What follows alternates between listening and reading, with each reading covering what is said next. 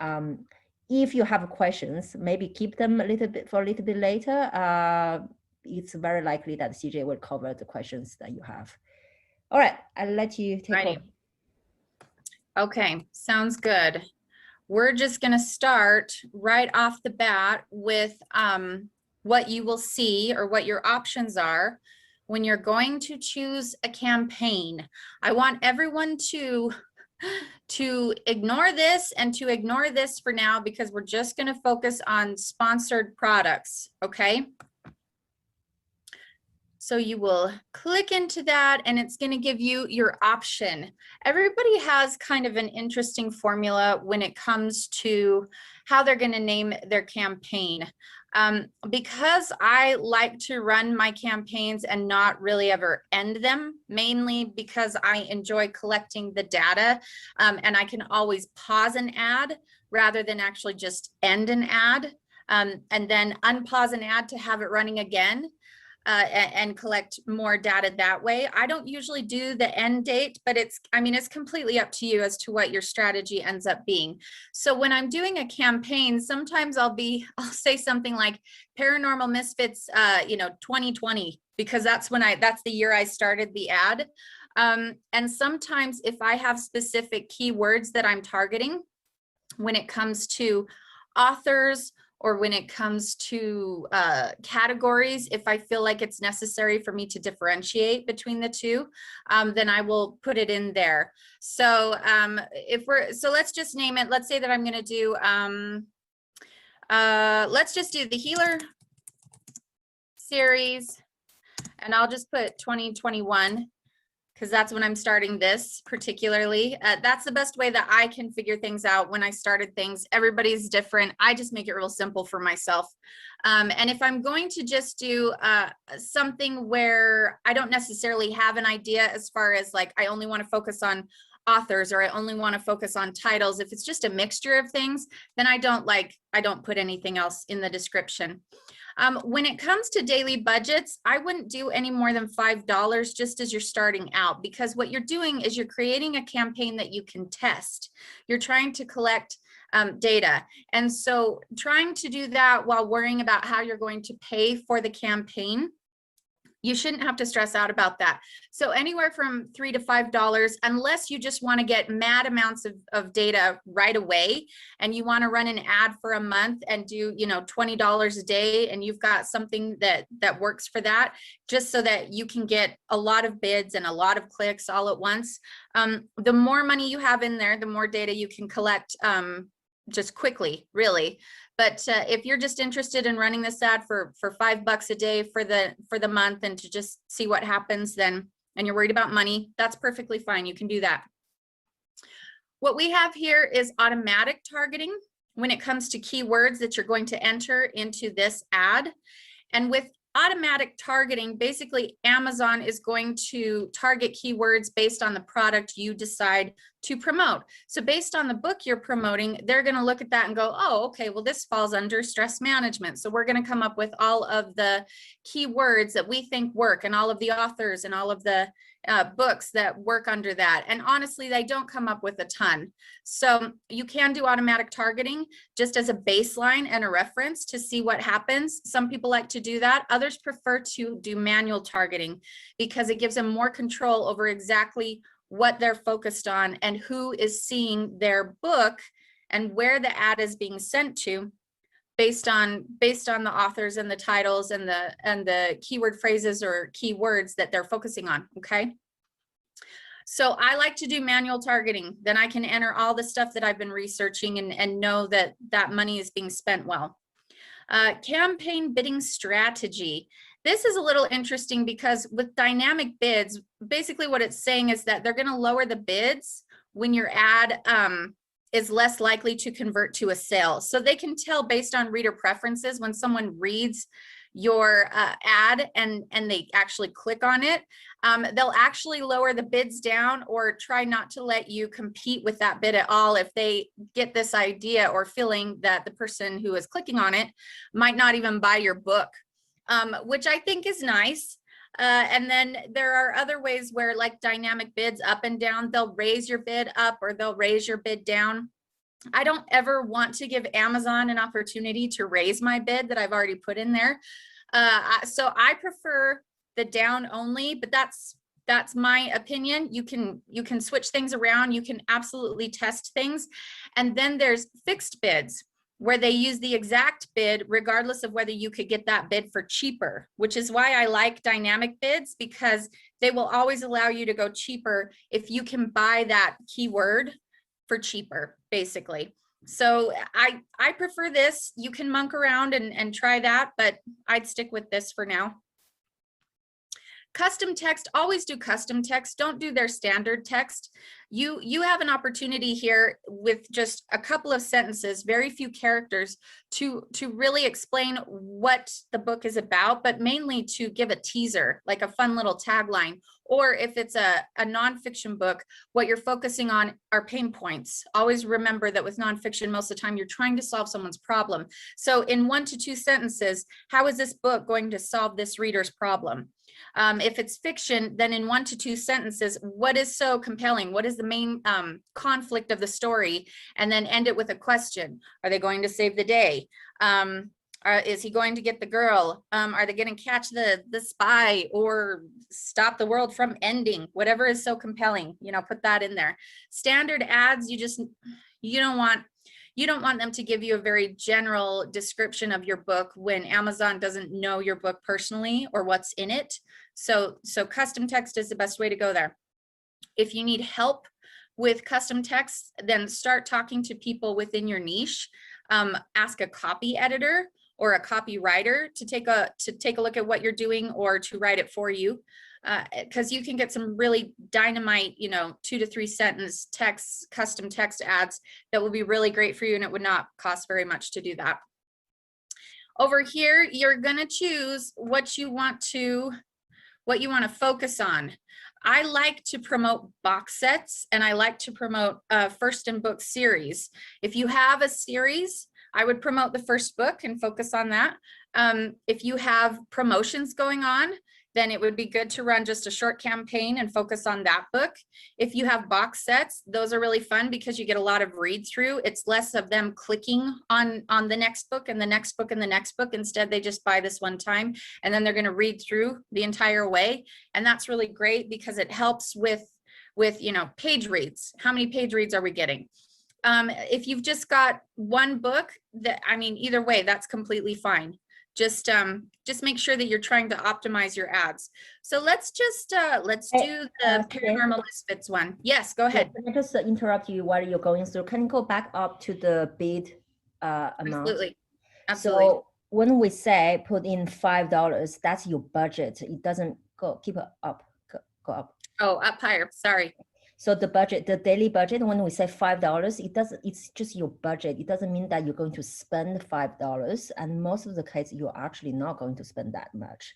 I have a few questions around low content books. So if you, for any book, low content, paperback, ebook, or anything, if you want some visibility, on Amazon, you have to do some ads. Otherwise, you're just going to be buried in the page 6,200,000. And the budget, it's just the daily budget. You don't necessarily going to spend that much every day. It's just basically what you don't want to spend more than $5 if you put that in there, or you don't want to spend more than $10 if you put that in there. If they do spend all of the money, Amazon will send you a little message that says your ad is out of money, add more money. Please ignore this. They're just trying to get you to spend more with them. And they phrase it in a way that makes it seem like your ad can't continue to run the next day or right then if you don't have more money. Basically, it just stops running, or it just stops showing things until the next day, where we start over and they can use up to $5 again or 10. So don't feel like you have to add money unless you're comfortable with that. So it's really just up to you, especially when it comes to testing in the first days of testing to see what works. It just depends on what you want to do and how quickly you want to get that information. So yeah. And then if you're concerned, well, what's that going to be monthly? Just times it by 30, 31, and then figure out your budget from there. So Okay, so let's say we're gonna do the box set. Keyword targeting. So you've got two options here.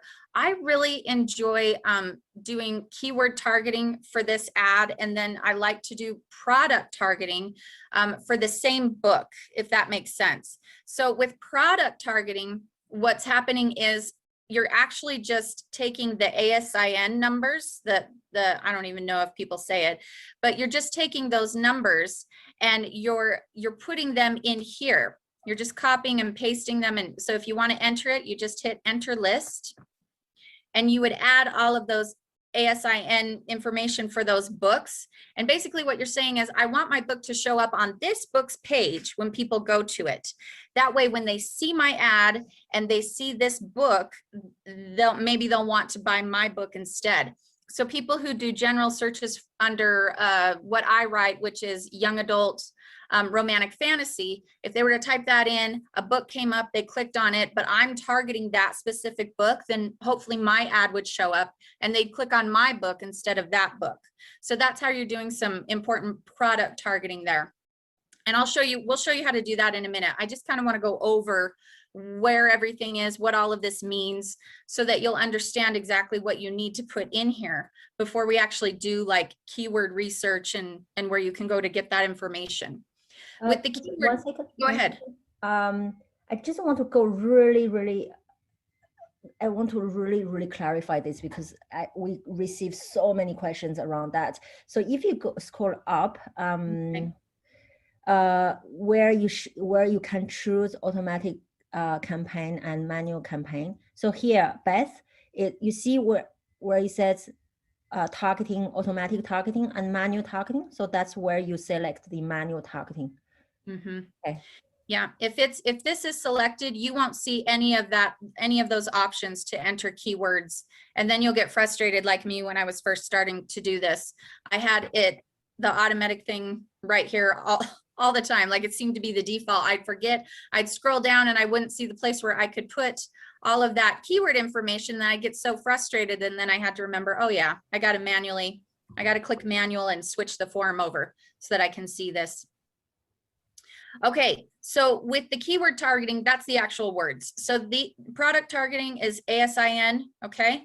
Keyword targeting is actual words, names of authors, names of books, names of topics, stress management, relationship help, communication, those types of things, okay? Now, what I want to show you right here, you will always get some suggested stuff when it comes to Amazon helping you out. So they've given my name as a suggestion. House of Darken, that's a series that is very much like mine when it comes to paranormal romance. So a lot of these things and authors, they have to do with my book. So they'll give you suggestions. You can say, yeah, I love that, let's keep it. Or you can just skip it and enter your own stuff right here. What you have right here with the broad, phrase, and exact, they're giving you options to enter like healer series in 3 different ways. We recommend that you only click on one at a time, okay? So for this ad, I would just focus on broad, and I would unclick phrase or exact. So people who type in healer series, if they typed in the healer series or books about the healer series, maybe it's not exactly healer series. It's broad enough to where if someone was searching similar things to that, then I would pop up and I would be competing. With phrase, I think, can you explain phrase? I always get a little bit confused, Virginie, because it seems to me like phrase can also go with broad, but isn't it just like a huge keyword phrase that they're helping you focus on? Exactly. It always seems so redundant. Yes, oh man. Phrase. Phrase is a phrase. I mean, yeah, exactly. How do you explain a phrase? Let's try to explain. For me, maybe if they say, maybe the phrase could be like books about, or books written by CJ and Naya. I don't know. Is that something that would apply? Because for me, I've always got very exact things. And so, you know, if I want to do it exactly like this, I would click exact, and only people who No, write it's in the Taylor order. series would be exact. It's the order, I think. When you do Okay. exact phrase, it's exact that phrase order. Whereas Okay. if you just do phrase, it's that phrase. Okay. I don't know if that's Gotcha. okay. I know. I don't know if we're making any sense right now. So if you just take phrase, it's the phrase. But if you take exact and phrase, that means the phrase has to be in this exact order. Thank you. Yes. Very good clarification there. So we basically think it's a better idea instead of doing all three of these at once, because let's say that you have 300 search terms and you want to be able to spread your budget across 300 search terms. If you click all three of these, then what you get is then 900 search terms. Okay, because because you've got three different ways of targeting it. It's usually best to do broad in one ad and then do another ad and then click phrase, and then do another ad and then click exact. So you could have 3 ads running on the same book with the same keywords, but you're just attacking them differently. Okay, you're targeting them broad in one, phrase in the other, and exact in the other. And in fact, if you wanted to, if you do this, then in your campaign title, you'd probably want to, you know, say this one is the broad one, and then in the next one, this one is the phrase, in the other one, this is exact, so that you remember which ads are which. So broad is broad. So it will cover also all the things that are probably relevant, but maybe not necessarily in those words. So the algorithms is going to do something in the back end to give you. So if I were to type in young adult romantic fantasy and I hit broad, then anybody who typed in something like young adult fantasy or young adult romance, that it would still apply. I would still get those customers and I would still get my ad in front of those folks, because it's broad enough to where those words are still a part of it, if that makes sense. Exact, I would only get people who are typing in young adult romantic fantasy.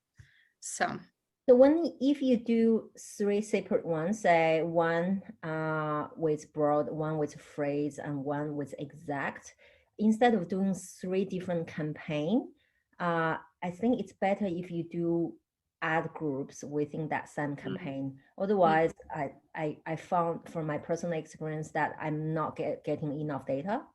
Okay. I think they're all competing against each other somehow if I'm doing 3 different campaigns. So just do one campaign and do in ad groups. Okay. Within the how do we do the ad groups, Virginie? Because to be honest with you, I've never actually done that, and I've never actually done the 3 different ones, mainly because it's always worked so well with broad for me. So yeah, that would actually be really interesting to learn. I just did that for one of my books because I did 3 separate ones, 3 separate campaign, and I wasn't getting any results. And so I called the help desk and I said, what's going on? And they said, you need to group them all in one. So I did it on the phone, you know. I see. I can't remember exactly, but if I go back to my account, I probably will be able to figure it out. But I just want to illustrate that if you have questions, call them. They are really helpful. I find them really helpful. And for advertising, you don't use the usual help support within your KDP. You have to go to your advertising console, like where CJ is at the moment. And then on the side, there's a section where you can get, I think it's support. And then they're going to take you to, you know, some frequently asked questions. And then once you click on that, and then you still can't see your question asked, there's at the bottom, there's still have questions, contact us, and then you can get them to call you back. And I found that that's quite helpful when I have questions. Okay, well then that's what I'm going to do, because I'm really interested in how you would put them all together so that they're not competing against each other separately, but they're all within the same ad set, because that seems like similar to what they do with Facebook ads. But you actually can see where you can do that in Facebook ads. Whereas here, I've never actually seen where you can put them all together. So that would be interesting to do. Yeah, Okay. I can't remember right now. Yeah, because they talked me through over the phone. Okay. But yeah, that was the takeaway, I guess, when you don't do 3 separate campaign. Okay. The other thing is when you just start, maybe just do a broad one and get some data and see how you go. Mhm. You know, if you've been doing that for, you know, since ever, and you're Mhm. getting good results, why change a winning formula? Just keep maybe the same. Right. Right. Yeah. Yeah, for you guys who are just starting, maybe just do a broad campaign and then that's it. Oh, actually, can you scroll up a little bit? Absolutely. So suggested. Stop, Oh, stop. So suggested, those are the keywords suggested by Amazon. So when I actually do a separate campaign. So I do a separate ad group. I do a list with all the suggested keywords that Amazon is giving me. And okay. on a separate list, you see the second tab here where it says enter list. Mm-hmm. On a separate ad set, I'm going to enter all the keywords that I'm finding myself. Do you separate the two or you don't? Yes, I do. Yeah, because I would like to see what the difference is between what Amazon is suggesting and if it's working, and then what I'm finding on my own and if it's working. Yeah. So yeah, So then, yeah, and then do you do 2 separate campaign for each? I was doing that, but now I want to learn how to group them all together because I think that that would be really a lot more effective Yeah. to Yeah. have ad sets rather than different campaigns going. So Yeah. So I would suggest that if you, for you guys who are just starting, if you're doing a suggested one and your own list, make sure that your own list keywords are different to the one that had been suggested by Amazon. And you ideally, you need to have at least 300 keywords in that list. And yeah. we're going to talk about how to find those keywords just in a moment. Right, right. Yes, we are. Okay, so just scrolling down a little bit more. Okay, with negative keyword targeting, I actually don't use this at all, but I know that what you can do is you can type in like words here that you don't want your ad to be targeted towards. Like, let's say that a lot of people confuse certain categories or subjects together. Like, I don't want people to confuse young adult romance with young adult romantic fantasy. So maybe instead of, because those sweet, fun high school romances are totally different from my fantasy worlds, but people keep getting them mixed up and I'm getting the wrong audience to my ads. So maybe what I would do is I would say in here, hey, don't show folks my ad who are searching for, you know, teen high school romances. That's not what this is. So you can put, it's called negative keyword targeting, but you're just saying, don't pay attention to these keywords when it comes to showing my ad to other people. And I've never really played around with that too much, but it's actually not a bad idea, especially when you get keywords or you notice that there are keywords that are getting too much attention sometimes in your actual campaigns. And I can show you that in a minute where I'm getting like thousands of impressions for a word that when I actually go in and I look, I'm like, oh, you know, that word doesn't actually have a ton of relevance. And there's like so many impressions on this keyword. So maybe it needs to be a negative keyword rather than one that I want to target. So just to let you guys know, if you want to mess with that, you can. Have you ever worked much with the negative keyword targeting, Virginie? See, I unmuted myself. I rarely use those, except when if your book is likely to create some confusion, like if you, I can't think of an example, but I don't use it much at all. Okay. All right. We just want you to know what it is in case you feel like it's applicable to your books. Okay. And then this is the place where you're going to write something witty and and engaging and compelling because you're all brilliant and capable of doing it, and also brilliant and capable of hiring other people to do it for you. So you can just put it in. You've got 150 characters. That does not mean words. That means like a space, a period, a question mark is also a character. So that's what you've got in here. So a lot of times if I want to get people interested in this, then I put the dilemma in there right away.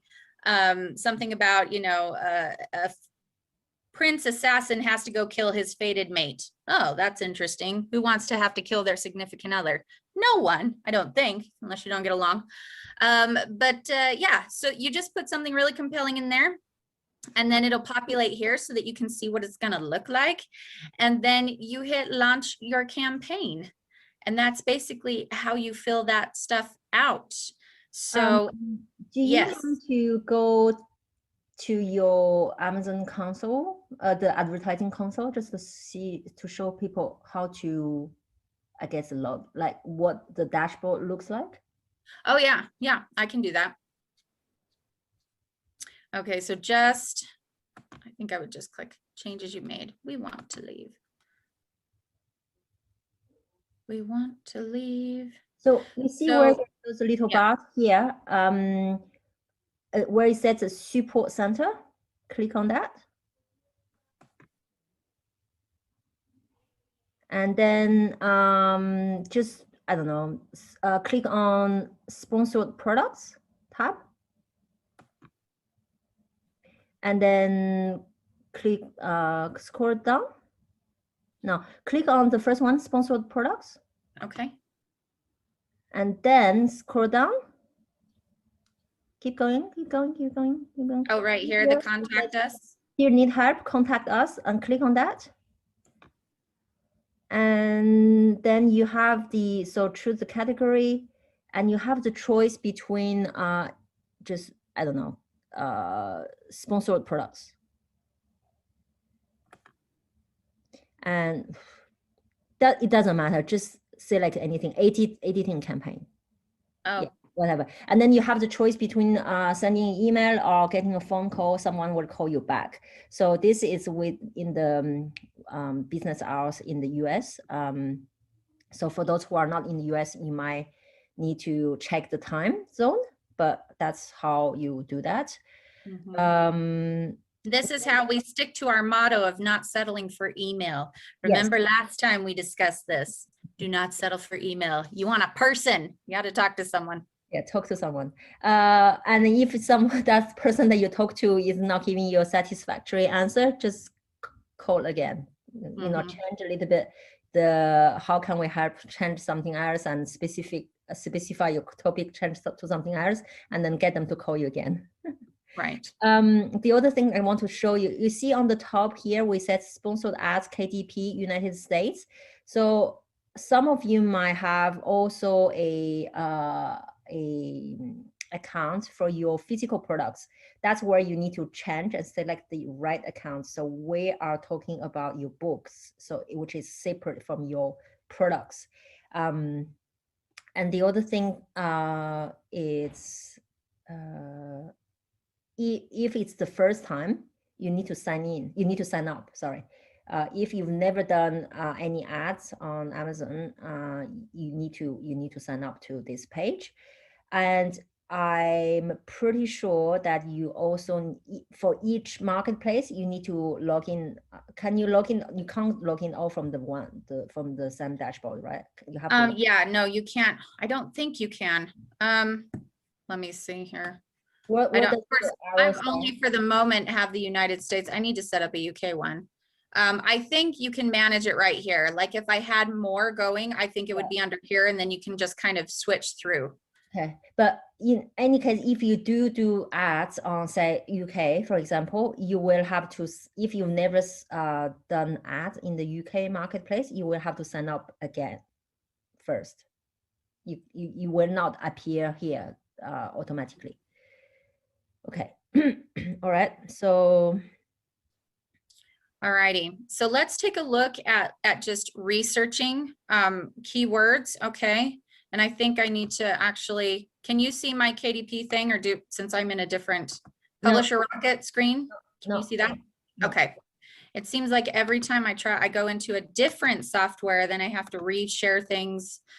I feel like there's got to be an easier way. I'll give you a tutorial on how to use it. Thank you. Because I'm just like, why must sharing my screen? Why? Everybody knows who works with me. So much anxiety. Okay. So when it comes to AMS keyword searching, you will come to Publisher Rocket and you'll go to this lovely little tab right here that says exactly what you need, the AMS keyword search. So if I wanted to do something for my Paranormal Misfits book, I want to go broad. So you can do it for books. I like to do it for ebooks because my box set it's not available in paperback. That would be a ton of pages. That'd be over like 1,000 pages. Crazy. So it just depends on how much you want to, how many pages your box set is. But for me, it's not a paperback thing. It's not a big, it's not a product like that. So I stick with ebooks.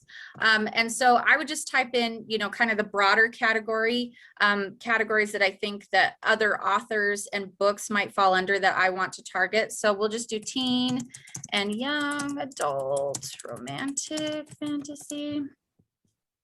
Go get them, Rocket. Fetch, please, fetch. So while you're fetching, I did get that question where people are asking about ads for ebook and paperback. So when you upload your book on your bookshelf in your KDP, you can't upload one book for both, if that makes sense. You have to upload the ebook version and then you have to upload the paperback version. So when you're doing ads, technically you are doing ads for each. So if you're doing ads, you have to do ad for ebook, and if you're doing ad for paperback, you're doing ad for paperback. But it's really good if you try to figure out, if you can figure out which one is the best selling, because you don't want two ads competing against each other for the same book.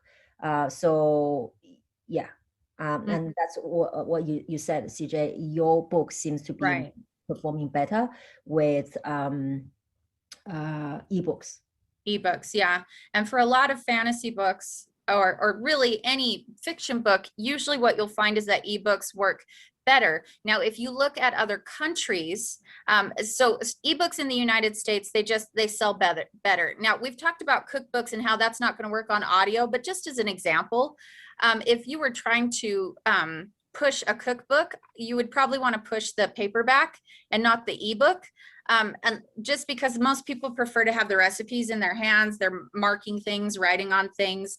I do know a lot of people like digital recipe books, but from what I've seen, mostly you're getting a lot of paperbacks when it comes to that. So consider the genre that you're writing in, consider the audience, whether it's an older audience that would prefer paperback books, even consider the country you're selling in. I mean, are ebooks selling more within that topic that you're writing in than paperbacks in that country, or are paperbacks selling more? So that's kind of the way that you would, do your research to see which format you should really push.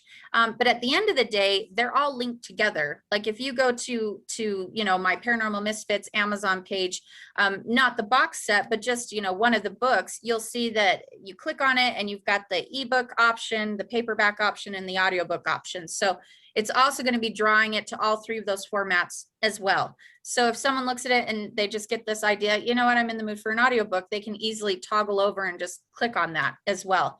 But it really is important to do your research as to what would be more profitable for you to target, ebook or paperback. So yeah, really, really good point there. Yeah, I think you really need to understand who is your ideal reader. So yeah, you need to really step in their shoes, what kind of words they will be using, what kind of pain point they might be having, so that your book might provide a solution to their pain points.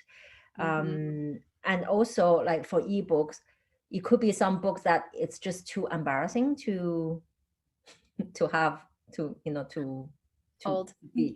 be on the bookshelf. Like I'm a bit of a hoarder when it comes to books. So if I'm reading, I don't know, 50 Shades of Grey, I was just gonna say, some people are not comfortable with paperback erotica books I don't on want that display in on their. my bookshelf. Really, like this is not something that I want. So so yes, so consider all this. Yeah, and you're right, the audience thing. If you have older audience, they probably prefer paperback to a ebook. I know that I hope that I'm not in your older audience section, but I do prefer paperback generally. So just always go back to your ideal reader and think what they want and what's their preferred version. Yeah. Yeah. Okay. Okay, so what you're seeing here is you've got titles of books. This AMS keyword search is great. And I know you all are sitting here going, well, what about this keyword search? This is really good too, to see like how many searches they're getting. If you want to get crazy with all of this, you could also go, you could go in here and say, hey, are these getting a ton of searches? But you don't really need to do that. They've already pulled these up. This is what's working. If you're seeing things that are not here, like topics and ideas that aren't here, and you want to search them here just to see, you know, what the potential is as far as like money and competitiveness, and you just want to check those, you absolutely can. But generally speaking, initial research of whether the topic is profitable is where I find a lot of those good keywords. And once I move on to just ads, I'll take what I found here and then I'll add it to what I found here, if that makes sense. So I don't want you guys to kill yourself by like getting the title of the book, typing it in there and like trying to see how many people are searching it. That's not really the point of this. The point of this is to help target your ad on these specific places so that when people go searching for this, they also see your book right there. So you don't necessarily need to worry about this once you've gone in here. Okay. I had someone ask me about that and they were like, it seems redundant if I have to pull this up and then go back in here and make sure everything is working. Don't do that, because you'll easily see in your ads what is working and what isn't anyway, if that makes sense. So we've got the titles here. We've got the authors who write within this genre. And then here is the ASIN, okay? This is the column you want to copy when you're doing the product targeting rather than the keyword targeting. And these two columns right here are what you want to copy when you're doing the actual keyword targeting, okay? So this is just really great. So what I would do is I would take all of these and I would see if they come up to 300. They might not. You might need to, you know, break things up a little bit. If you want to do like the campaign and then the ad set, because you've got a lot of different bids and keywords that you want to do, then you could break it up just like Virginie suggested. Just make sure you're not using the same keywords in the other one as well, because you want to test different things. So make sure you're not doing duplicates to the second ad set. Make sure you're testing different keywords within each one. So this is the way that you would do it. So what you could do is just make a list of the different things that your book falls under. So mine falls under teen and young adult romantic fantasy. It also falls under teen and young adult paranormal fantasy, paranormal romance, action and adventure romance for teens. So, you know, I could type in a lot of different things just to find all of this, but your topic needs to be a bit general and broad just so that you can find the titles and the authors who write within this specific category. Okay. If you need help trying to figure out what your category is, or what you could put it under, then maybe just go and do some searches on Amazon in the category section where you've already researched which categories are profitable so that you can remember. So like stress management would be under self-help. So if you wanted to do self-help or mental health or managing stress, those are kind of broader topics that you can type in and then, you know, find all of the books and all the authors who write about that and fall under that, if that makes sense. Any questions about this? Oh, I mute myself. Yeah, we have some questions. I will come back to that. So what if you just don't have enough keywords here. Okay, well, this is where I would, because there's going to be enough keywords somewhere, right? So maybe what you do is Google your topic. And I know that sounds really odd, but a lot of times if you are staring at a screen and you can't think of anything, then you need other words to jar things out of your brain. So maybe you go and you type in stress management in the Google search thing and see what pops up. See other ways that people are phrasing things, see other topics that it could fall under, and then come back in here and type stuff and see what you get. Does that help? I'm just trying to do a test on my Google. There's a tool that I use on Google. So it's tell us. It's a free Chrome extension called what is it called? Keywords Everywhere, I think. Write it down. And let me share my screen for a second. Okay, I will stop. Share. So you see where it says, so I just can more paperback or ebook selling in US. And I think I need to be more specific. I need to specific the genre, maybe I'm in teen. What do you do? Teen and young adult romantic fantasy. It's such a mouthful, but yeah. Okay.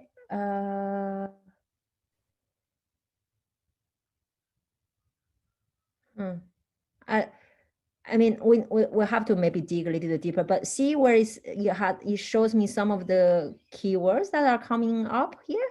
Oh, very cool. So the tool is called Keywords Everywhere, and it's just a free Chrome extension, and it's here. See in my search bar here, it's just a K letter. There's the other place, which is Uber Suggest to find keywords as well. Again, free. It's a free tool.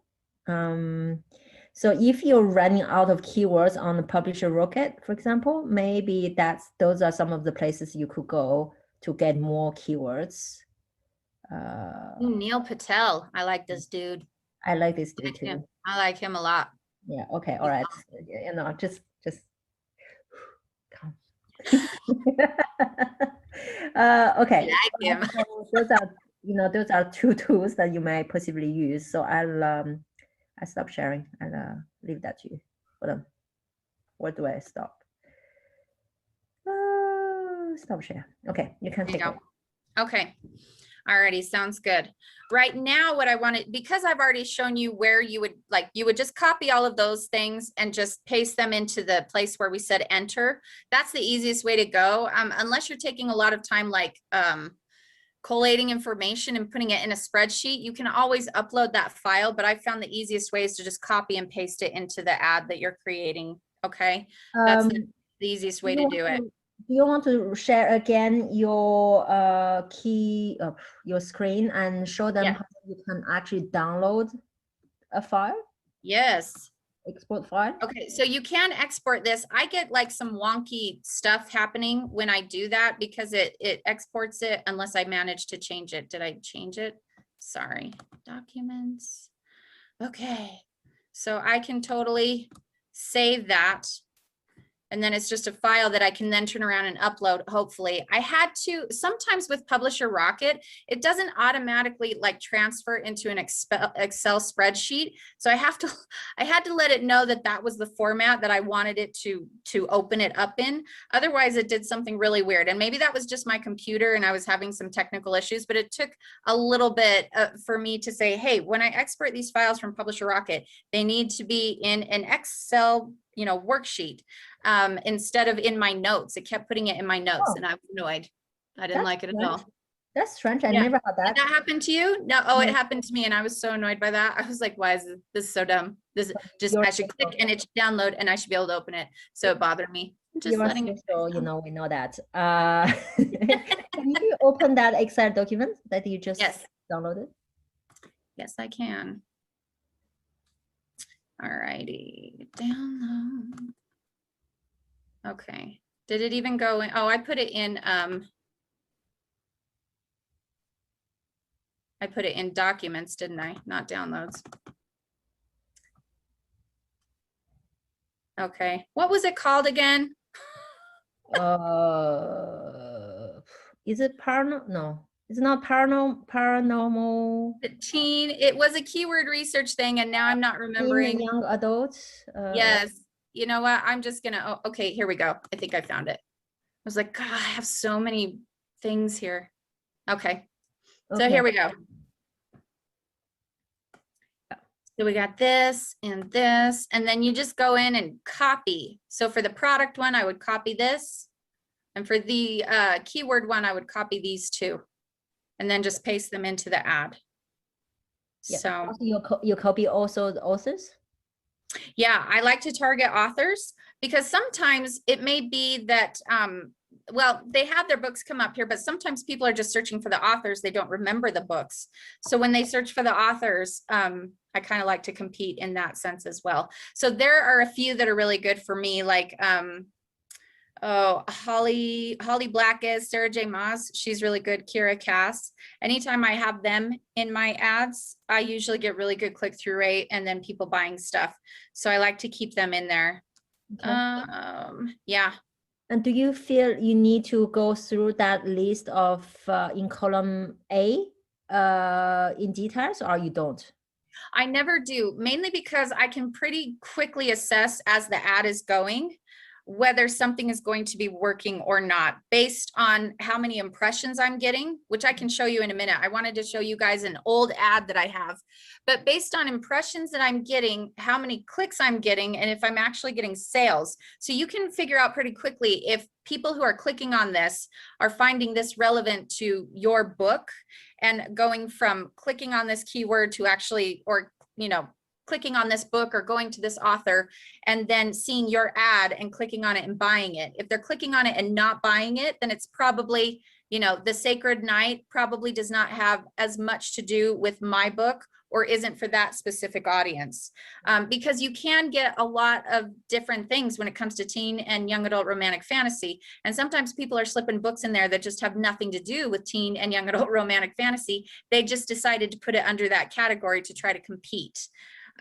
Which is naughty. They should not do it, but they did. So sometimes that can skew the results. So you just pay attention to the data that you're collecting and you'll be able to see really quickly what is taking up too much of your revenue and what, you know, and just unclick it. You just take it out of the game.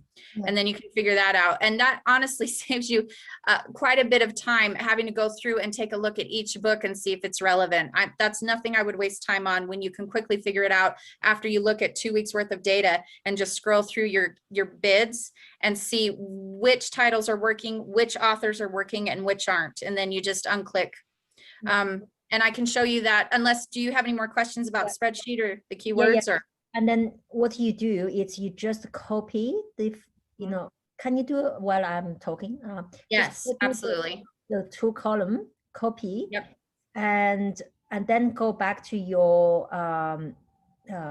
campaign. Right. I'm clicking at all my windows that are open. Okay. Where was the? You might have to create a new one because you didn't save that one. That's true. That's okay. Okay. That's okay, because all we need to do is show you guys the place where, where we put this in. So just scroll up and then, Okay. So keyword targeting, enter list. We just put this here and paste that. And then I could go back and I do the same thing with the authors and paste it in here. I would unclick these things for me because I'd start with broad. Then you just hit add those keywords. I would not go for fiction. Sometimes you have to go higher. I really wouldn't go any, what would you say? Any more than 36, 37 cents for nonfiction? 20 cents. Okay. And guys, try to stay away from multiples of 5. So 5, 10, 15, 20, because everybody's doing that. So do something like 21.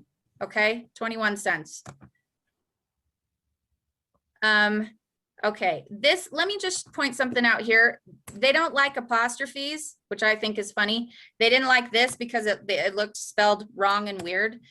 City of Bones was probably a duplicate, which is why they took that out of there. But this one, then you can add again. So things like certain types of punctuation in a keyword, Amazon's not a fan of for some reason.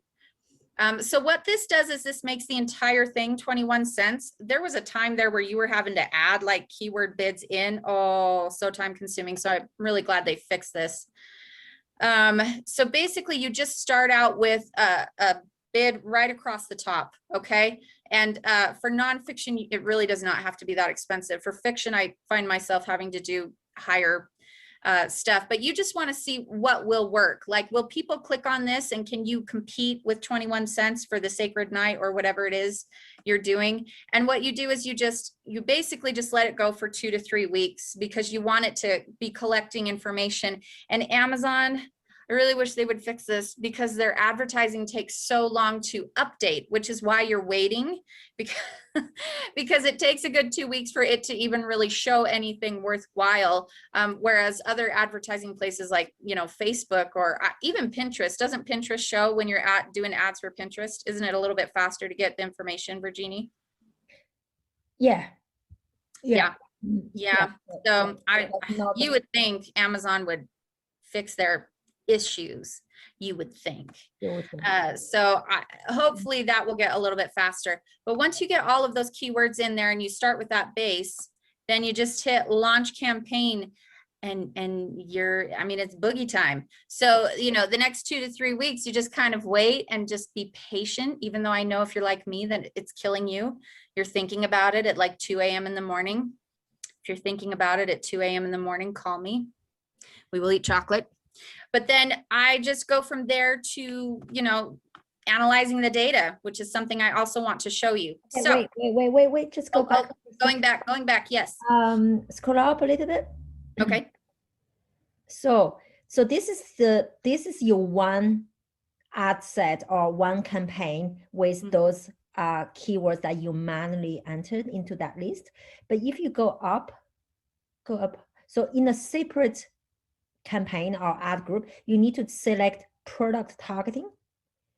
And that's where you're going to enter all the ASINs that you want to enter. All those numbers that we showed you in the Publisher Rocket. Ignore the categories, go to individual products. And then, on that list that you had in that Excel sheet, you have all the ASIN, and that's where you copy all the ASINs, if that's what you want to do. So that's product targeting, but you cannot do both at the same time. You have to do separate. Right. Yeah, right.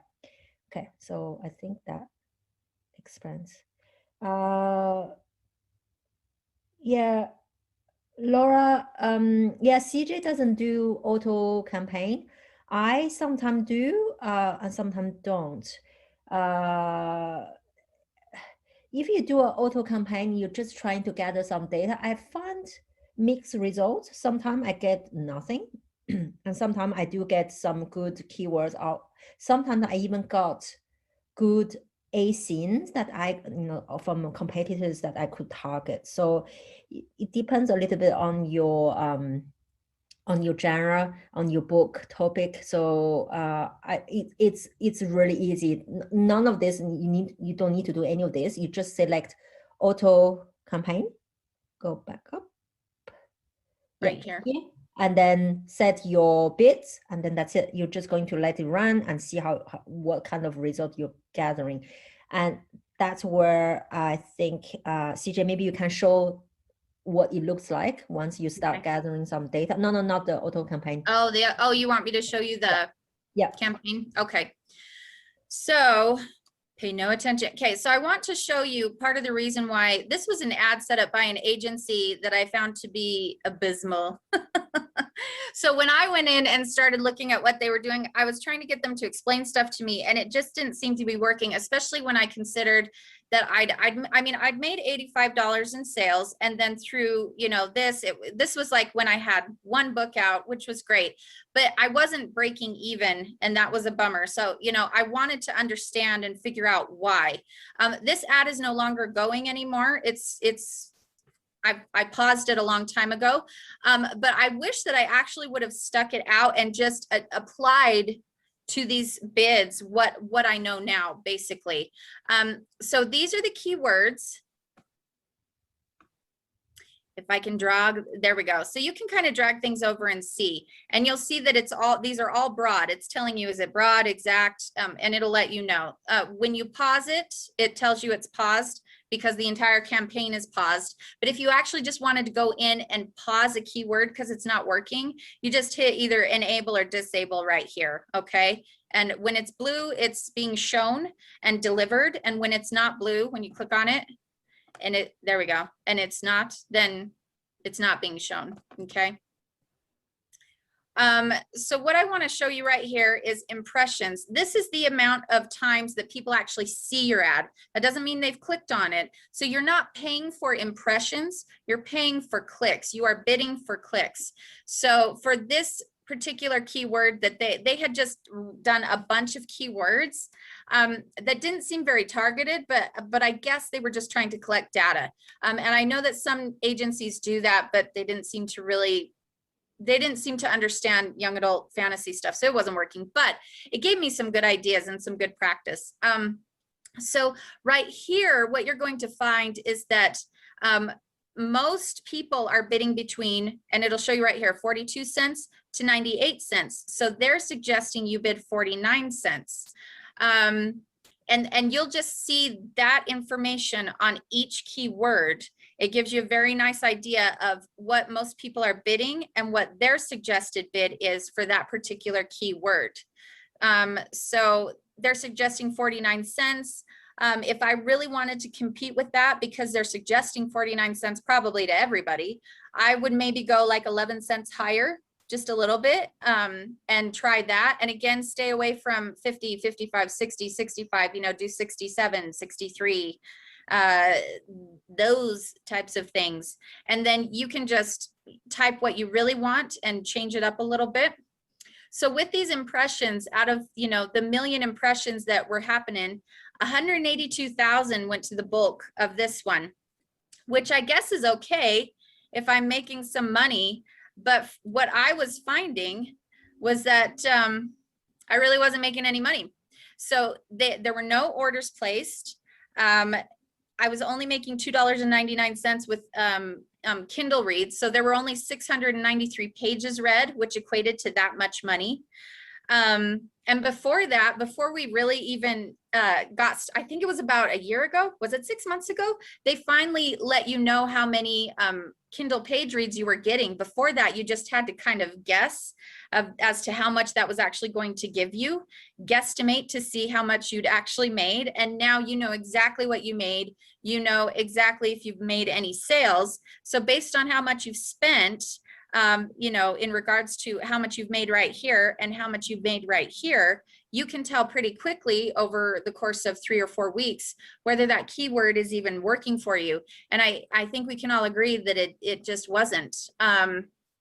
So if I have 182,000 impressions and I you know, have only had like 2 orders, that's not great, but I mean, I guess I made some money, but it's like, good glory, 182,000 impressions and only 55 clicks. So here's another rule of thumb for you. You need to get at least 1 click per 1,000 impressions. So I should have at least 182 or 183 clicks here based on this 182,000. The fact that I don't means one of 2 things. It either means 1, this keyword isn't relevant, or 2, I'm not bidding correctly. I'm not bidding competitively enough. And you just have to decide, you know, how you feel about that. Like if you're making sales and the numbers seem great, but you're really fighting to be able to use that keyword, and you're not getting the clicks that you want because it's not getting, it's just not working out, then maybe it's because you're not bidding enough. So maybe if I want to get 183 clicks based on the impressions that I'm getting here, I need to up this, to 67 or 69 or something similar to that.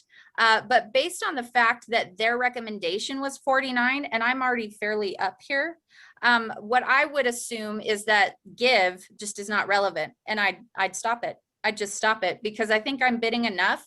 And what I'm really finding is that most people are seeing this and they're being directed to my book, and they're not my audience. So I'm only getting 55 clicks and I'm not making the revenue I want, when I want these impressions to be shown and used for other keywords that might be more applicable. So then we come down here, kind of have the same issue again.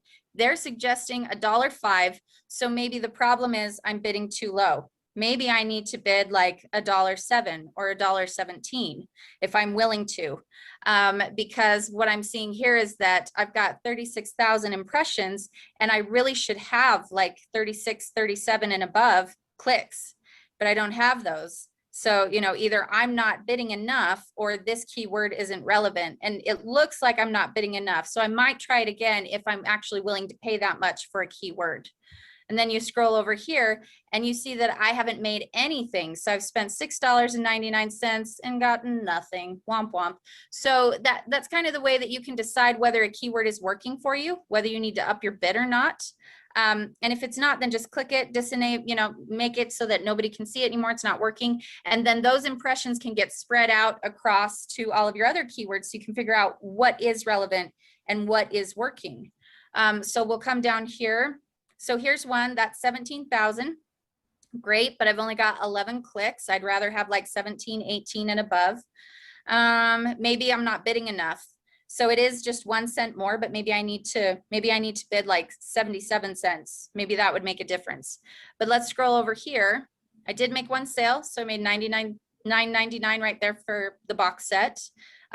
Nothing for my page reads, which is a bummer. So in total, I spent 85 cents and I made $9.99. So for me, because I'm making a profit with this keyword, it would actually be beneficial for me to up this just a little bit, 11 cents, just to see if that makes a difference and I can start getting more clicks, because now I'm willing to be a little bit more competitive in the keyword.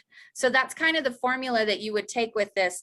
And this is why we advise you to outsource. It's important for you to see it and to know how to do all of these bids. Like, you need to understand the process. But if you can imagine like 300 bids that you're going through and checking all of these things, I mean, it's rather time consuming. So you really want someone who knows how to do this, and this is their full-time job, especially when you've got a bunch of different campaigns going. So at some point you want to outsource this, but for now you really do want to learn the basics of it so that you can get really good at it. Virginie, what are your thoughts on strategy when it comes to keywords? What are some of the things that you do? Yeah, so when you just start, I checked, so you got to let a campaign go at least 2 weeks to gather some data. If you check after 2 days you launch the campaign, it's very likely that you're not going to get anything. The algorithm hasn't even been, no, they don't know what's going on. So at least 2 weeks. And I actually check when I just start, I check my keywords every 2 days, every second day. Yeah, I know it's boring, but it's your book. You know best what's working, what's not working, and why you're getting some of the results you're getting. But that being said, I think before any of this, let's take a step back. You have to have a good book. You have to provide something that's of value, because you might manage to capture their attention, but if the book is not good, or if you're getting any bad reviews, people do actually read those reviews, and it's very hard then later on to restart that buzz.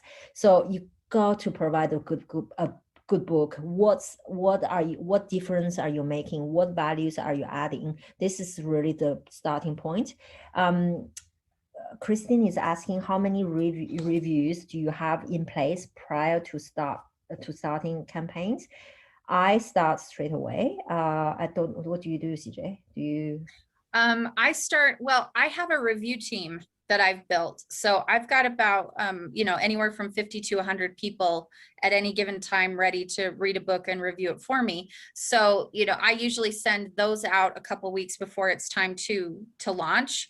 That way they can post things during the week. And then, I'll start an ad right away. So I think I know that you guys are using some of you are using the Facebook review group, and some are getting good results and some are not getting traction. And I don't think that all of you understood exactly what we're trying to do. So I'm thinking, I'm putting you on the spot, CJ here.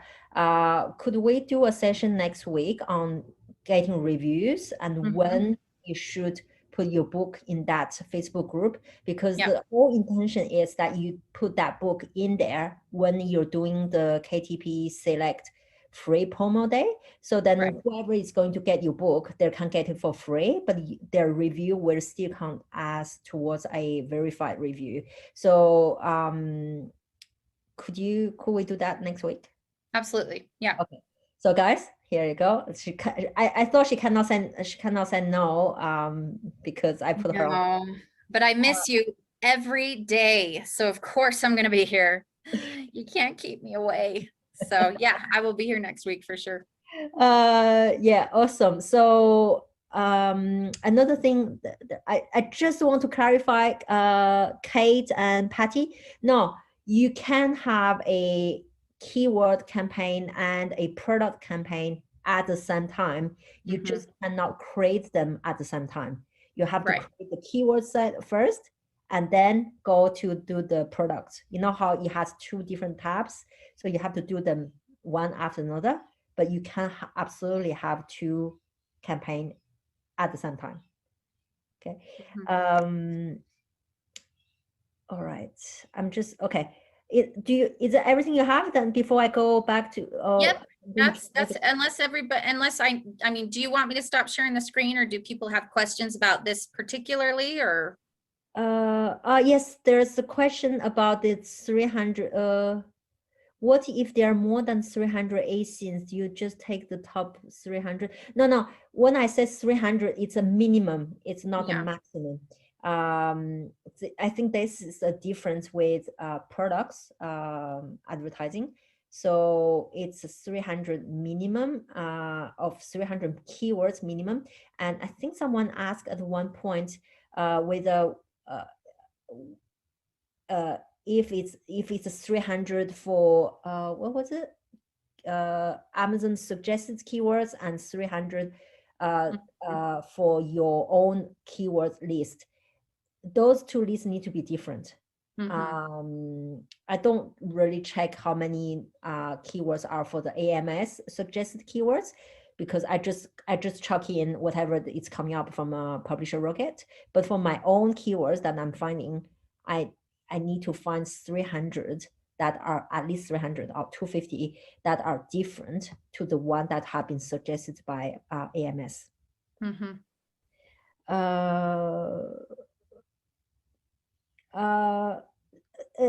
If you're trying to join the Facebook group, it's not a support group, it's a review group. If you send a request, the admin will add you in.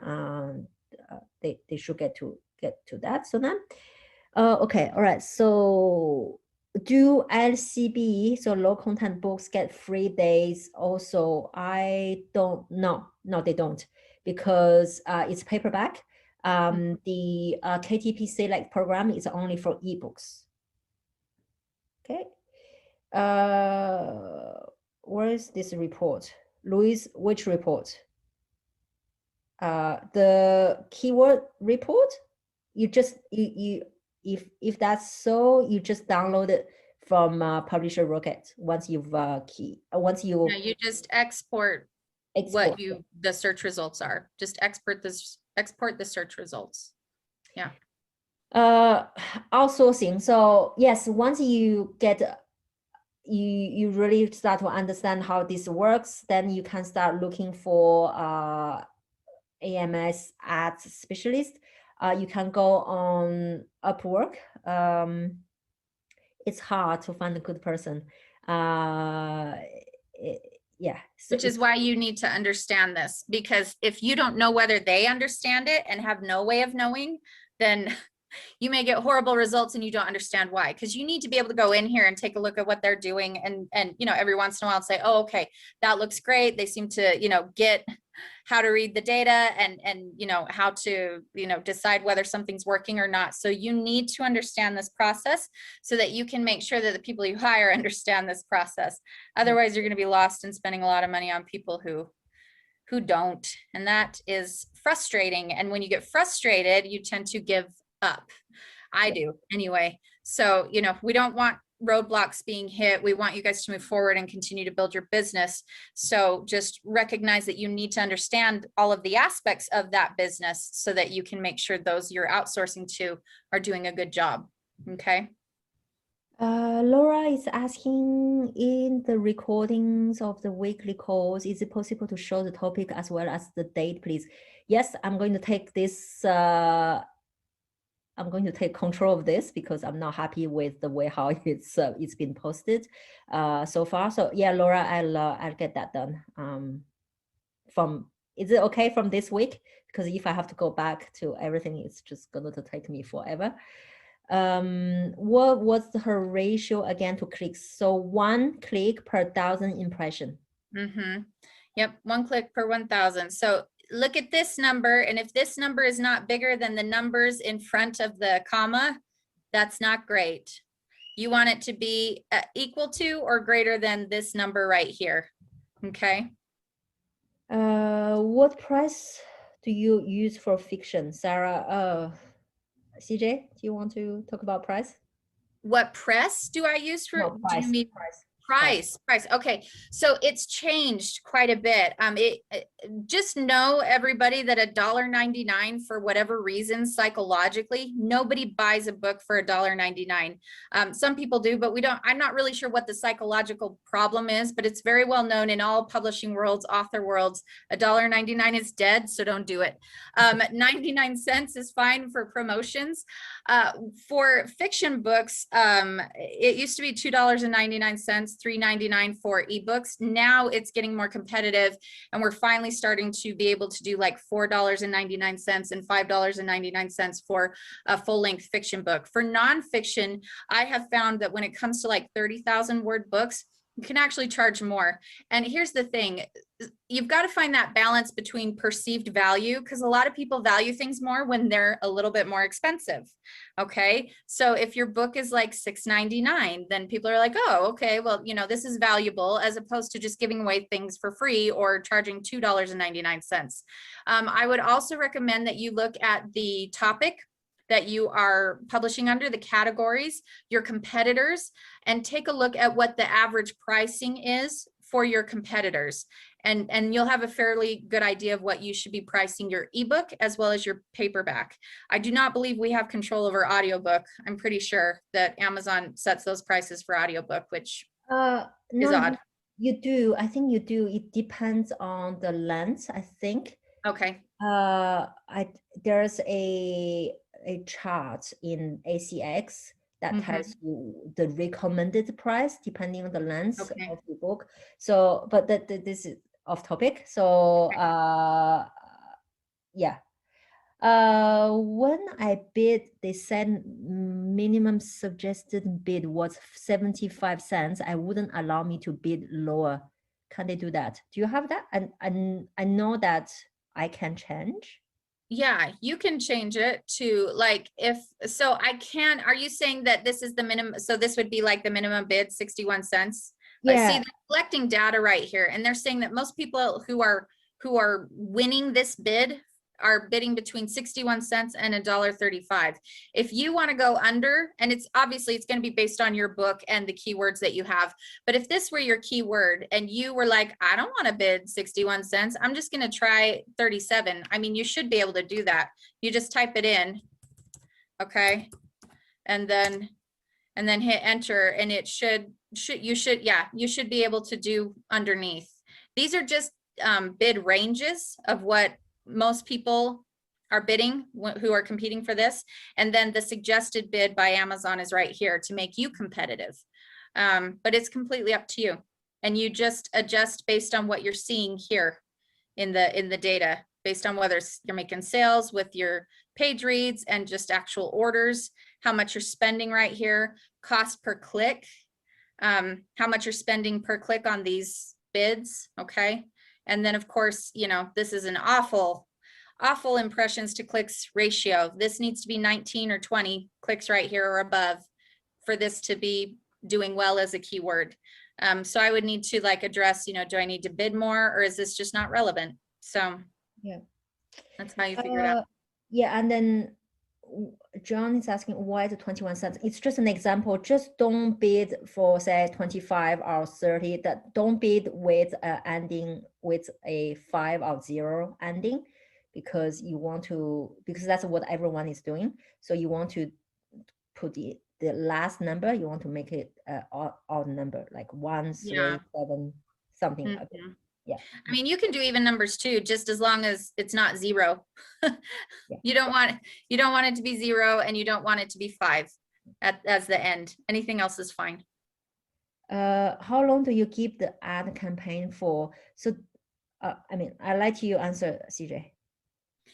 Yeah, I keep it going. And then if I ever want to pause, I have found when it comes to AMS ads that people freak out because they're spending money and they freak out and they will just completely end the ad.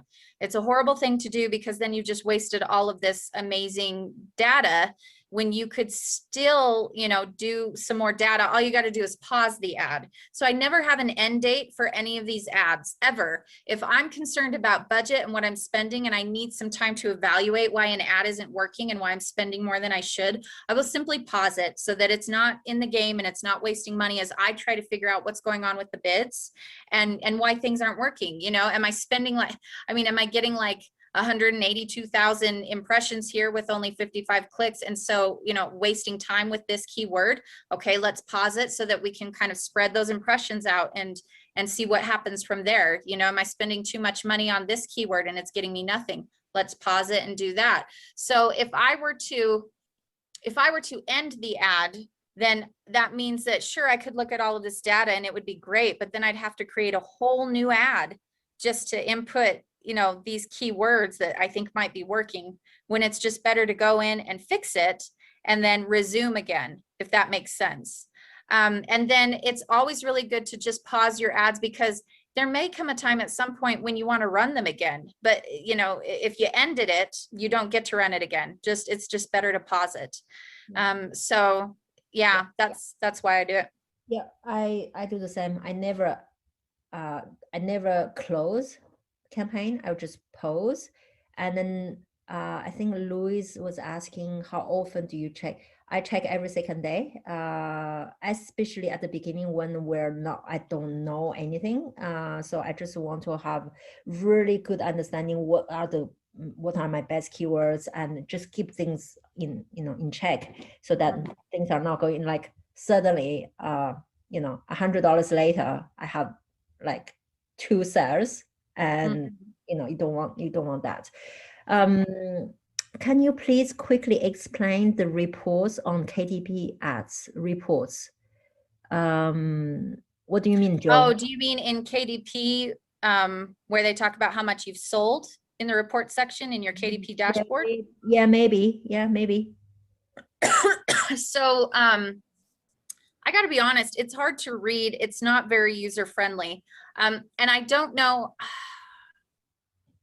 I actually haven't taken a look to see if they're uploading what you make with Kindle reads. It used to be that it would take forever for you to actually see the results of what you actually earned with Kindle page reads, which is honestly, the bulk of my revenue. Because while people do place orders, most of the people I target are in Kindle Unlimited, and they're just borrowing these books and I'm getting paid for every page that they're reading. So the problem with this whole estimated is that this is an estimate because sometimes you're getting paid, the how much they pay per page fluctuates a little bit. So I actually come over here just to see exactly what I'm making with royalties as far as, you know, the best guess. And then I go back to KDP and I'll take a look at book sales. You just kind of scroll down and you see what you're making so far that month within the time frame, as far as, you know, each country and location. It's kind of how I look at it. Yeah, there's a delay. Is it 60 days or 90 days? I can never. It is 60 days. So anything I made, let's see, what month is this? Is it April? Are we in? We're in April. Okay, March, April. So anything I made in February, that's what I'm going to get paid for in April. So at the end of April, I'm getting the money that I made in February. Me no likey, honestly. I don't like the way that works. But yeah, it's very different to the physical products, you know, where you get paid every 14 days. But so all the data you get from your reports, Joe, are delayed reports. And also because to be honest, I hate this thing. I hate the reporting thing. It's so difficult to use, and it's inaccurate. It's never up to date. Yeah. So, but in a way, it's inaccurate in a good way, because I often see more in my bank account than what's on the report. So it lowers our expectations. Yeah, we settle hard for less revenue, and suddenly we get more. Yeah. So Joe, sorry, we can't really give you a really definite answer on that one. I think the place where you really should keep a pulse on is this on your campaign, on your keywords. And Catherine is asking, can we advertise and sell our paperback low content books through our Amazon seller account? No, you cannot, because it's print on demand. So you have to go via KDP so that they can actually print it out for you on demand. And I do get a lot of questions of our students who are also selling physical products through Seller Central. Helium 10 is not a good tool to analyze your data or do your research for books. So just because I get that a lot. And unfortunately, we don't have yet a software that's as sophisticated as Helium 10. The main tool that we use is KD Spy and Publisher Rocket. Do we need to enter a minimum 300 keywords for the campaign? Yes, 250, 300, yes. Otherwise, you might have a problem with impressions. You might not get enough impressions. Amazon will tell you that you don't have to have a minimum, but a lot of people who are experienced in this field said that you have to have a minimum of 250 keywords.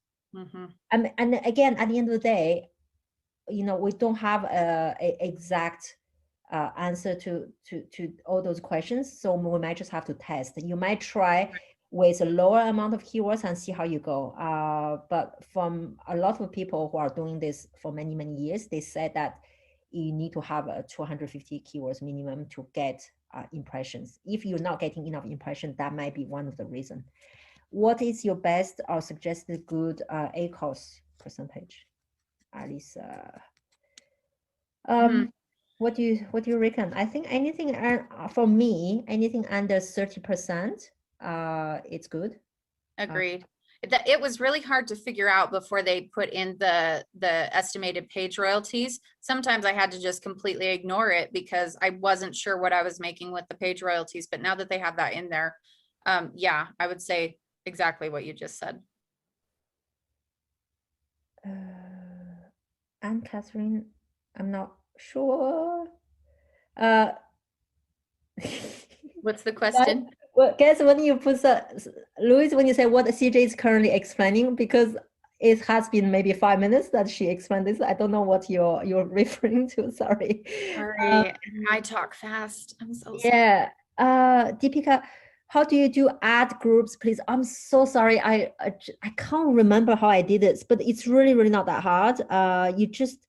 I just called the support and they show me how to do it. I just can't remember what I did. Maybe we need to make a little video tutorial of it and just upload it to the group. Yeah, add group. Yeah, I'll go back and check in mine.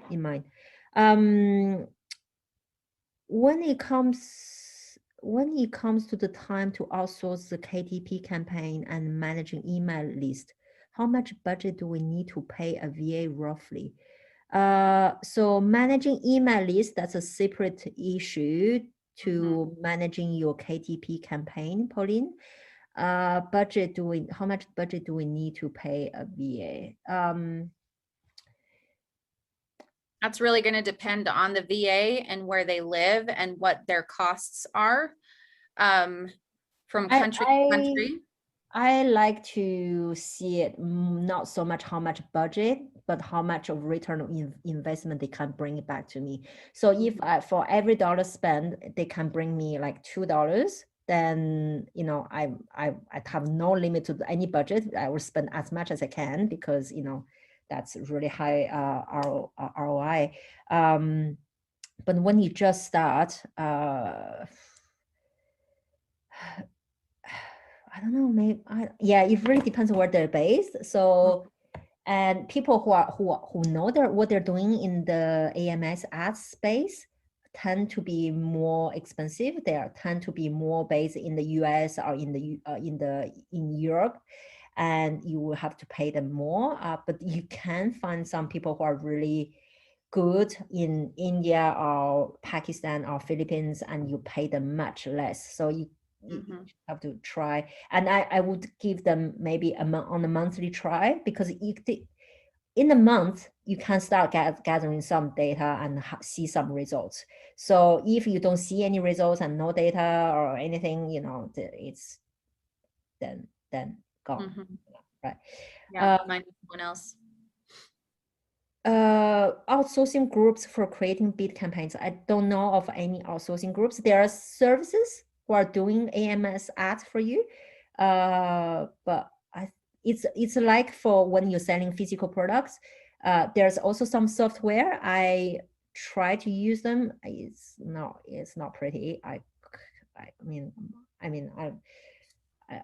hope that I'm not too stupid, but I just cannot understand how to use those things. So, it's just a matter of testing, trying different things, different people.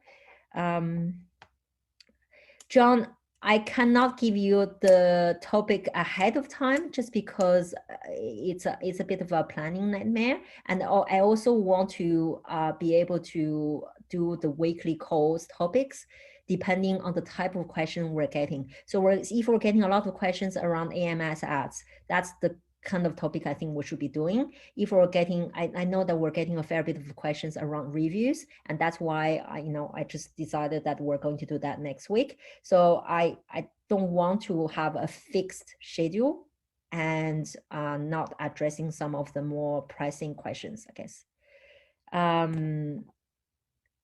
I'm wondering if I can upload my agency paid for book description to describe my nonfiction book. Yeah. So just copy, use the HTML version and just copy and paste in the book description section when you're uploading your book. I'm Catherine. Should we start with the same bit for every keyword? Yes. So when CJ, did you close that page? Or? I don't think that I did. I think we're still, Okay. So manual targeting.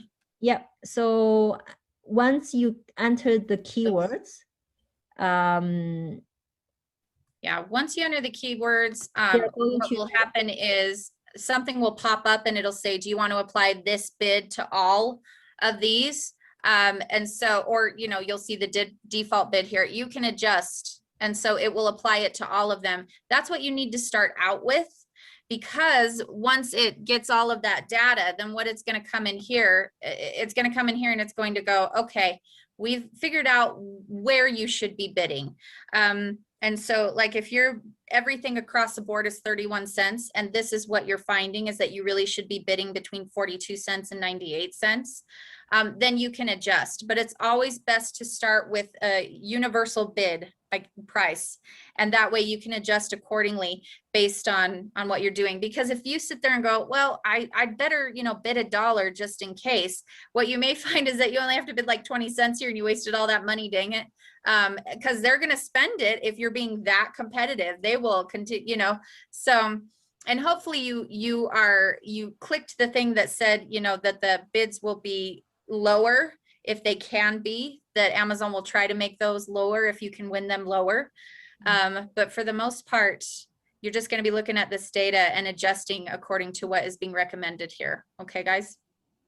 Okay, I'm just mindful of time. I mean, CJ and I were good, but I know those who are in the UK is getting close to midnight. So let's just go through some of the last questions, and then we can wrap it.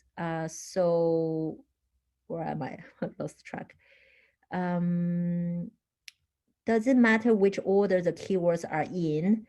Should titles be first or authors? No, it does not matter. Doesn't matter. Can we add keywords after the ads has been running for a while? The keywords, my experience, the keywords are your ads. Yeah. You know, you know what I mean? So I think someone asked earlier, what is actually your advertising? You're advertising your keywords. So when you upload your book, you got to have really great title, great subtitle, great book description, so that when we're going to run those campaigns, you know, you use those keywords, and that's what you're advertising. You're not advertising an ad like on Facebook ads or on a TV commercial. So that's not what we're saying. It's not.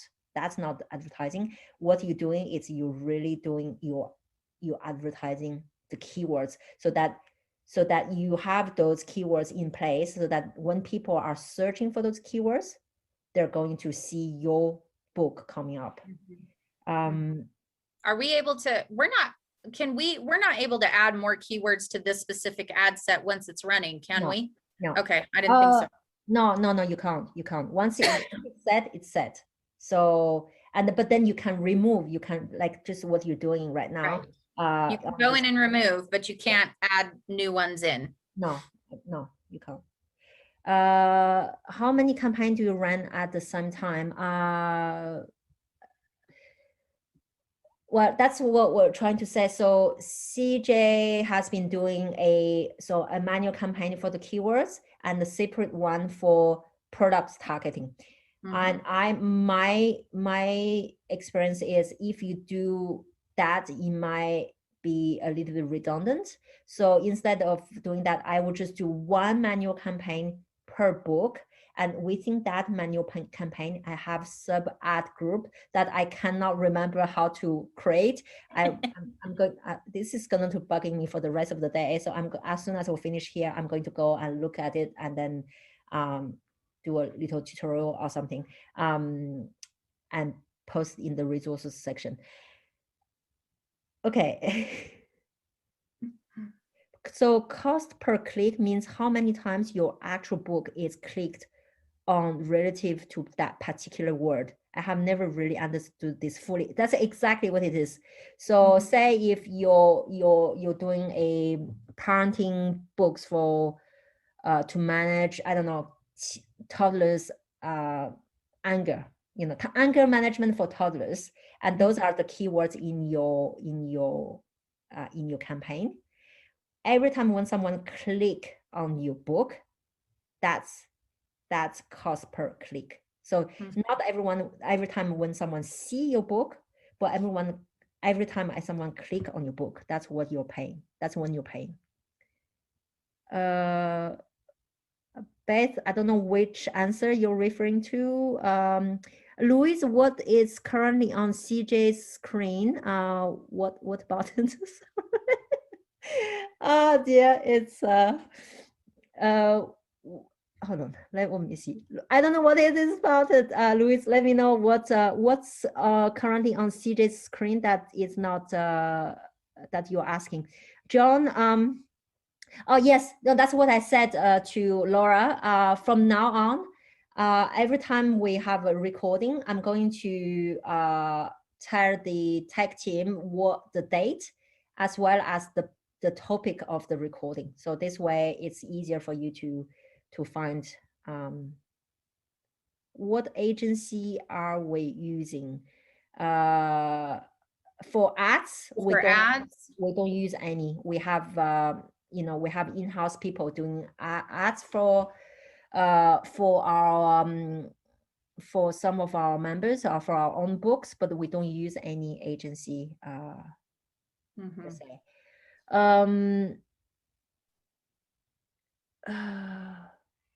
John, John is asking what else would be good is if the reminder email that comes each week, a day prior, could say if the next day's session will be live or pre-recorded. I've had some challenges freeing my schedule a couple of times only to have the session pre-recorded, and I could have just lesson later and keep my prior commitments. Again, the beauty with those reminders and those things, they are all automated. So if we have to change that every week, then that removes the whole purpose of automation. So I'm sorry, John. I can't really cater to that. Kate, all these keywords are single keywords. Also on your screen, CJ. Oh yeah, this is just an example, but this was when I first started out. It was my first book and I had no idea how to do any of this. And so I hired a company to do it. And what they wanted to do was just do a ton of words and, you know, try to figure out what would stick. They didn't actually do like targeted keyword research. I mean, I think there's like 1,000 keywords in this because it was more of a let's throw stuff against the wall and see what sticks type of thing. And, you know, FYI, nothing was sticking because it wasn't targeted. And I'm just like, but had I understood this, then I would have understood that they did not understand how to sell books. This was a strategy used for different kinds of marketing, like B2B marketing, you know, so it wasn't a company that I wanted to go with. If your ad agency company does not understand how to do keyword research for books using things like Katie Spy or Publisher Rocket, if they don't speak that lingo and you don't understand what they're trying to accomplish, it's probably better to find someone who's far more, you know, researched in the whole, how do I sell an ebook? How do I sell a print book? So what this really should say, you know, is something along the lines of Fae Romance. That would have been a good one. Or Fae Assassin, or, you know, Warrior Prince or something like that. So, you know, actual phrases. Gosh, they could have given me a keyword that would have been applicable. I mean, fire, I guess, is good, but girl on fire would have been better, you know? So it is really frustrating, which was why once I finally started to learn what was going on and I realized that they didn't know what they were doing, I shut it down. But it's fun to come back here and take a look at this now, because now this makes a lot more sense to me. And so I just wanted to show you, just for, you know, teaching purposes, why these weren't working and how you figure out why it's not working and how you make it work or move on to other things and identify what is working. But yeah, this was not working. This is a really good point. I remember for my first campaign ever, I just thought, oh, I'm just going to set auto campaign and let it be. And that's where I actually spent, I think, $130 for maybe $18 instead. Yes, isn't that depressing? That'll get you every time. And that's I was like, what's happening here? Okay. Currently, I do my own stuff because I don't trust people. Yeah. And so I have the time to do these ads for myself. I've yet to, and I haven't really looked long and hard, but I've yet to find someone who understands them as well as I do or more. And so once I do, I will certainly outsource it. But for now, it's so important to me to check it, because if I let it go a week and I haven't checked it, inevitably some keyword is going to take off. Amazon's going to sneak in there and go, hey, let's just keep putting money towards this keyword that's not giving you any sales at all. So yeah, you'll sit there and go, wait a second, I just spent 20 bucks and I only got like $5. Yeah, I should check this like 3 days earlier. So it is important to have like sacred time, sacred ad time that you devote to yourself. You need to be your own unreasonable boss in that sense, and say, on this day at this time for 30 minutes, I'm going to run through the bids and make sure that there isn't a runaway bid that has decided it's going to charge me $200 this month or something like that. I finally understood Louis' question. She wants to know, good. how do you get to what's currently showing on CJ's screen? So how do you get? How do you get to this? Okay, so what you'll do is you'll have, okay, let's say like on the actual page where it shows all of your campaigns, and I'm not going to do that just because it's got some like personal information on my other page that I don't necessarily want to share with everybody, and I don't know how to like blot it out or anything like that. But what you'll find is that all of your campaigns will be listed under here within this dashboard. It'll look like this when you hit all campaigns. And so you just click on the specific campaign that you want to see, and it will bring you to this page where you can then click on targeting. Okay. And then it'll bring all the keywords up that you're targeting, and that's how you can get to it. So I apologize for that. I was trying to show you things within my account, but skip all the personal screens and things. So I didn't have to try and figure out how to like blur those things out. No, that's great. And so you will be minimum 300 keywords in broad match as a single word, like CJ's screen. Lynn, it's just an example. It's just an example. Yeah, you don't. Yeah, I honestly, I mean, if a single word works, that's great, but usually you're going to get more bang for your buck if it's like super targeted to a specific like phrase. Yeah. Sweet.